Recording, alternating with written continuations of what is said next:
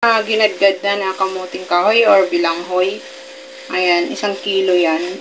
Tapos mag-add lang ako ng 1 cup na sugar. Ayan, gagawa ko ng baduya. Yung baduya sa amin, ganitong process. Ayan, haluin lang natin to. Milk, evap. Ayan. Ito na pala itong pinigaan. Itong kamuting kahoy or bilanghoy, hindi naman siya nakakalason kapag hindi mo siya pinigaan. Kasi yung nakakalason yung mga kamuting kahoy na ligaw. Yung malalaki ang roots. Kasi makakaano pa yun sa kabundukan. Ganun.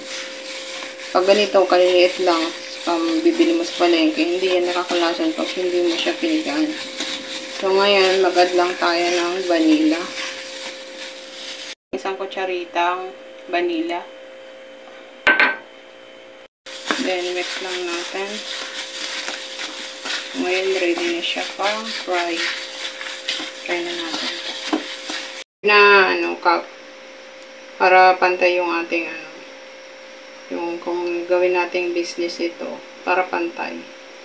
Careful tayo. Then, lalagyan lang natin ng ganyan. Tapos, i-flat lang natin para madali siya maluto. Then, hinaan natin yung apoy.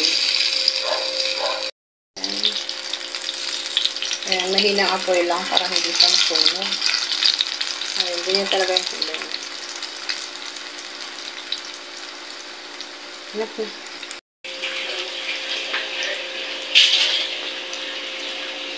Set aside lang yung luto na yan.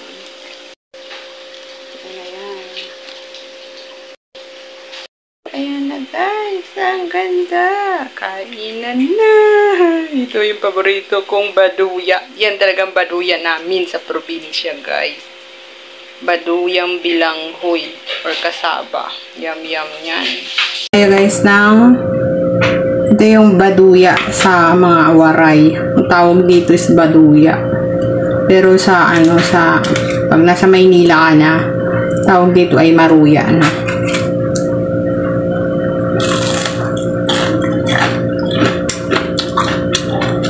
Sarap siyang merienda.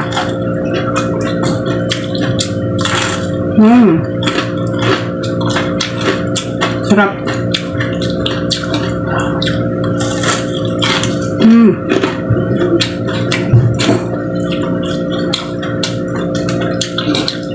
Yummy.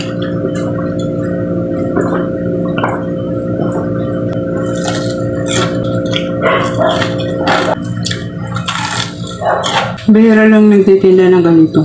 Ganitong baduya ang gusto ko. Ayaw ko yung malagkat. Yummy.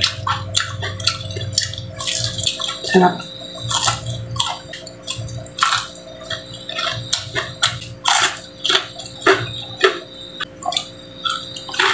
Partner malamig na tubig.